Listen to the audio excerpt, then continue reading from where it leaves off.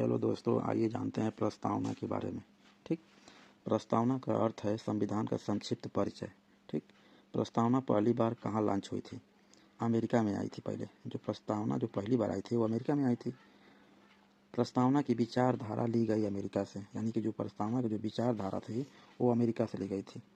प्रस्तावना की भाषा ली गई ऑस्ट्रेलिया से। जो प्रस्तावना की जो भाषा है वो ऑस्ट्रेलिया से लिया गया था। ठीक, जो भाषा है ऑस्ट्रेलिया से। प्रस्तावना में प्रयुक्त स्वतंत्रता, समानता और बंधुत्व शब्द को लिया गया फ्रांस से।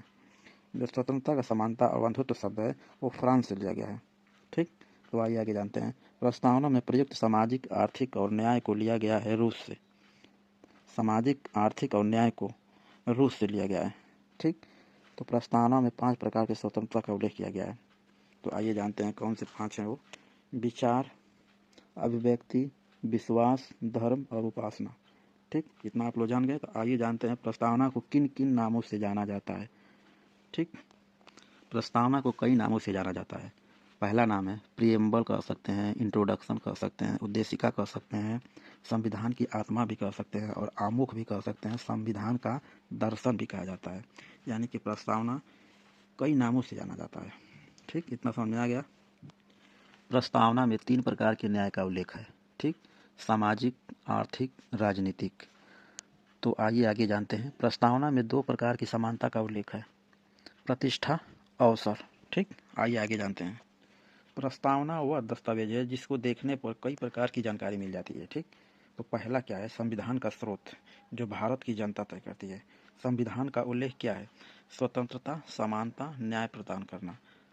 और क्या है? राष्ट्र की एकता, अखंडता को बनाए रखना, बंधुत्व को बनाए रखने, व्यक्ति की गरिमा, अवसर की समानता। आइए आगे जानते हैं।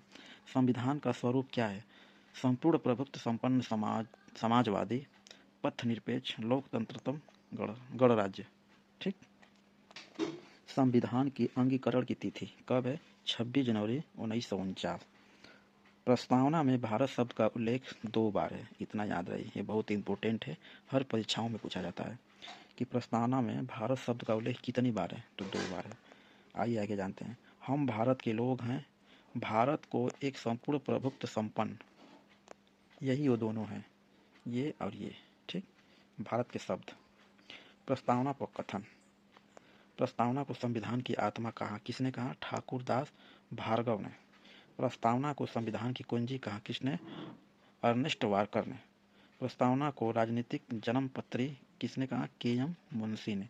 प्रस्तावना की दीर्घकालीन सपनों का विचार किसने कहा? अल्लादे कृष्ण स्वामी अय्यर ने। ठीक, इतना जान गए।